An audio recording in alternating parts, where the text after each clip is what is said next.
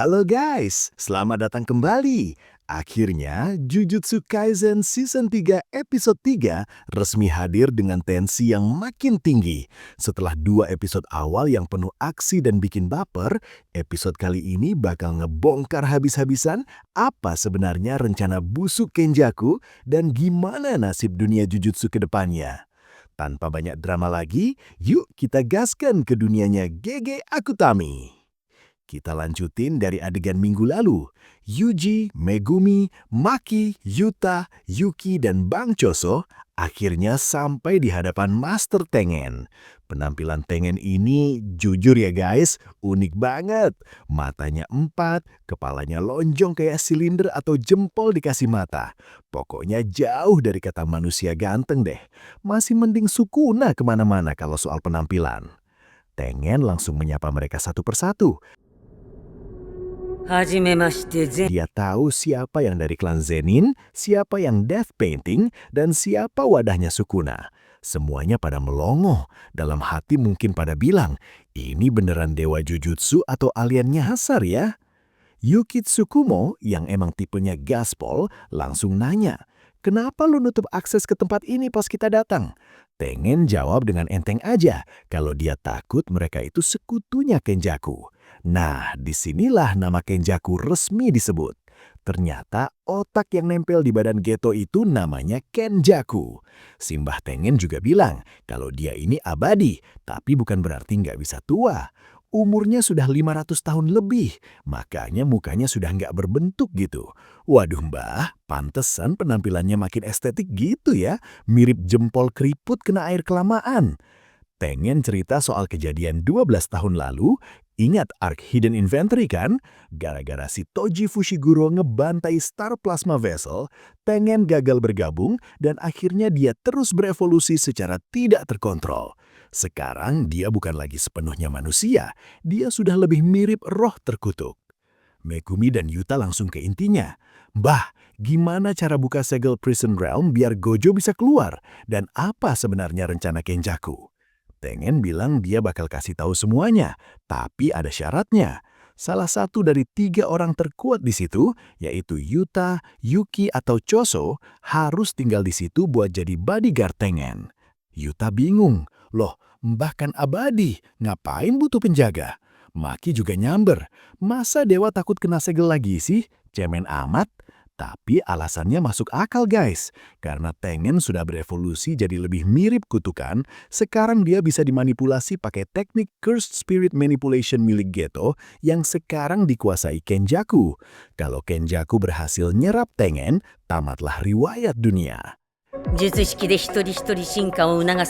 Akhirnya Yuki dan Choso mutusin buat tinggal. Bang Choso setuju tinggal karena dia mau sekalian jagain janin adik-adiknya yang disimpan di gudang sekolah. Definisi abang idaman banget ya, walaupun mukanya kayak orang kurang tidur 2 dekade. Sekarang masuk ke penjelasan teknis rencana Kenjaku. Silapkan otak kalian ya guys, agak berat nih. Jadi, Kenjaku mau melakukan evolusi paksa seluruh umat manusia di Jepang dengan cara menyatukan mereka dengan Tengen. Kenapa harus pakai Culling Game? Karena buat ngumpulin energi kutukan yang cukup besar buat ritual penyatuan itu. Kenjaku bukan lagi cuma mau bikin penyihir Jujutsu, dia mau bikin sesuatu yang lebih gila dari itu. Masalahnya, kalau satu orang saja hasil evolusi itu lepas kendali atau punya niat jahat, seluruh dunia bisa hancur karena nggak ada lagi batas antar jiwa manusia. Benar-benar skenario kiamat. Tengen juga jelasin kenapa Kenjaku baru beraksi sekarang. Ternyata takdir antara Tengen, Star Plasma Vessel, dan pengguna Six Eyes itu saling terikat. Kenjaku sudah 2 kali kalah sama pengguna Six Eyes di masa lalu. Bahkan dia pernah ngebunuh bayi Six Eyes, tapi pas hari penyatuan, pengguna Six Eyes baru tetap muncul. Emang si Gojo dan kawan-kawan ini plot armornya kuat banget. Tapi semuanya kacau pas Toji, orang yang gak punya energi kutukan sama sekali, datang dan ngerusak garis takdir itu. Lalu gimana cara keluarin Gojo? Tengen ngeluarin sebuah benda, yaitu bagian belakang Prison Realm. Ternyata gerbang itu ada pintu belakangnya guys. Kayak rumah aja ya. Ada pintu depan buat tamu, pintu belakang buat kabur kalau ada penagih utang.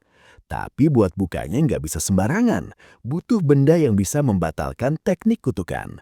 Ada dua pilihan, Inverted Spear of Heaven punya Toji atau Black Robe punya Miguel.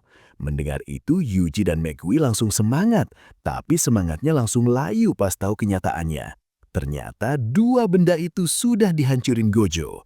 Waduh Gojo, lu emang pinter, tapi kadang-kadang terlalu rajin juga ya. Barang sakti yang bisa nyelamatin lu malah lu hancurin sendiri pas lu masih jaya. Capek deh, si paling ganteng satu ini emang beban tim kalau udah begini.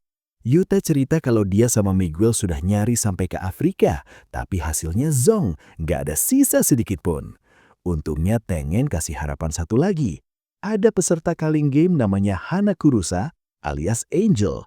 Dia punya teknik kutukan yang bisa menghapus teknik kutukan apapun. Jadi misi mereka sekarang adalah masuk Culling Game, cari si Angel, minta tolong buka segel Gojo sambil nyelamatin kakaknya Megumi alias Tsumiki. Gampang kan? Ya enggak lah. Akhirnya tim dibagi. Maki bakal ke markas Zenin buat ngambil senjata sakti. Yuta masuk ke koloni Culling Game duluan buat cari info. Yuji dan Megumi bakal nyari kakak kelas tingkat 3 yang lagi diskors, namanya Kinji Hakari. Katanya sih kalau lagi on, Hakari ini lebih kuat dari Yuta. Menarik nih, penasaran gaya bertarungnya? Sambil jalan keluar, Yuji bilang makasih ke Bang Choso. Si abang langsung mewek terharu karena diakuin ade.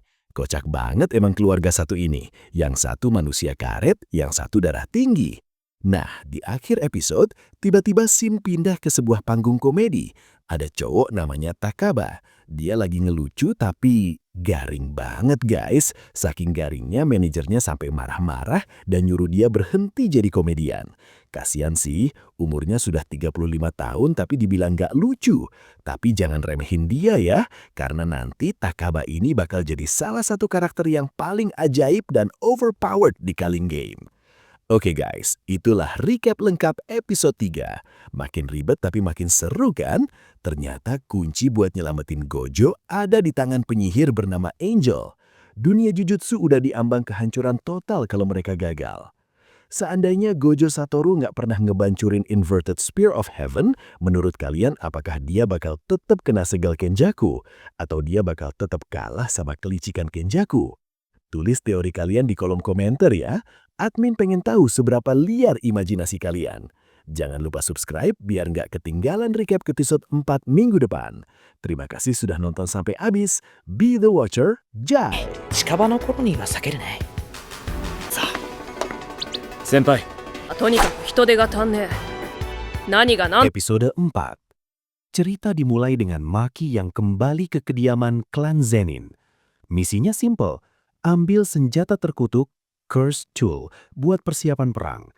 Tapi baru sampai depan pintu, dia sudah disambut sama manusia paling menyebalkan sedunia, si Naoya Zenin. Naoya ini tipe-tipe sepupu yang kalau lebaran bukannya minta maaf malah ngeledek fisik orang. Dia ngeledek bekas luka bakar di wajah Maki. Dia bilang, waduh Maki, muka lu jadi aneh gitu ya, nggak bisa mulus lagi ya. Masih mau sok-sokan jadi penyihir. Duh, Naoya, skincare lu mahal tapi mulut lu kok murah banget ya. Naoya terus menghina Maki, bilang kalau sekarang Maki sendirian dan gak punya siapa-siapa.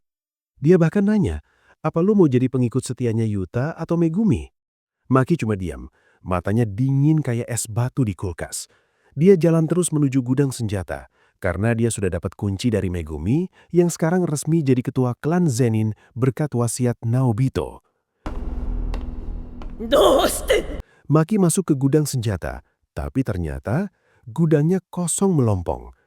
Di sana sudah ada ayahnya, Ogi Zenin, yang lagi duduk santuy nungguin Maki. Dan yang bikin darah admin mendidih, di samping Ogi, adiknya Maki, si Mai Zenin, sudah tergeletak bersimbah darah. Ogi Zenin ini benar-benar definisi bapak durhaka level maksimal. Dia tega nebas anaknya sendiri demi jabatan. Maki langsung ngeluarin senjata barunya, Dragon Bone. Mereka berduel sengit, tapi Ogi ini licik. Dia pakai teknik rahasia api yang bikin pedang patahnya tetap bisa nebas Maki berkali-kali. Maki kalah telak, badannya penuh sayatan. Ogi dengan sombongnya bilang kalau alasan dia nggak jadi ketua klan itu bukan karena dia lemah, tapi karena punya anak sampah kayak Maki dan Mai. Waduh pak, kalau nggak mau punya anak sampah, bapaknya dulu dong yang jangan jadi sampah. Ogi kemudian menyeret Maki dan Mai, lalu membuang mereka ke sebuah ruangan bawah tanah yang isinya ratusan roh terkutuk kelaparan. Di ambang kematian, Mai mendekati Maki. Mai sadar, dalam dunia jujutsu, anak kembar identik itu dianggap sebagai satu individu. Selama Mai masih hidup dengan energi ketukannya, Maki nggak bakal pernah bisa mencapai kekuatan fisik maksimalnya. Mai melakukan hal yang paling emosional. Dia mengambil semua energi ketukan Maki dan membawanya pergi bersamanya ke alam baka. Sebagai gantinya, Mai menciptakan senjata terakhir menggunakan sisa hidupnya, Split Soul Katana. Maki, berjanjilah padaku satu hal, hancurkan semuanya, kata Mai sebelum akhirnya dia tiada. Pas Maki bangun, auranya berubah total. Sekarang dia benar-benar nggak punya energi ketukan sama sekali, zero cursed energy, persis kayak Toji Fushiguro. Ogi yang ngerasain aura Toji dari badan Maki langsung ketakutan setengah mati. Dia nyoba pakai jurus api pamungkas, tapi Maki cuma butuh satu tebasan kilat buat mutusin kepala ayahnya jadi dua. Mampus kau, Pak. Itulah akibatnya kalau jahat sama anak sendiri. Nah, disinilah bagian paling memuaskan dimulai. Maki mulai membantai seluruh unit tempur klan Zenin. Dari unit Kukuru sampai unit elit bernama Hei. Maki bergerak kayak hantu, menebas musuh-musuhnya seolah mereka itu cuma sayuran di dapur.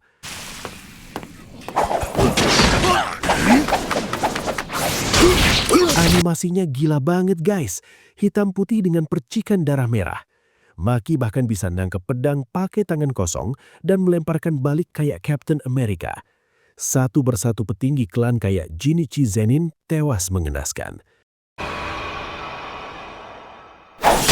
Jinichi nyoba pakai jurus 1000 pukulan, tapi Maki tetap bisa nembus pertahanannya dan mutusin kepalanya. Seluruh klan Zenin panik. Mereka nggak sadar kalau mereka lagi menghadapi monster yang mereka ciptakan sendiri. Maki benar-benar jadi Death Goddess di episode ini. Dia nggak lagi ngerasa sakit. Dia cuma fokus satu hal, menepati janjinya pada Mai untuk menghancurkan semuanya. Akhirnya, bos terakhir muncul, Naoya Zenin.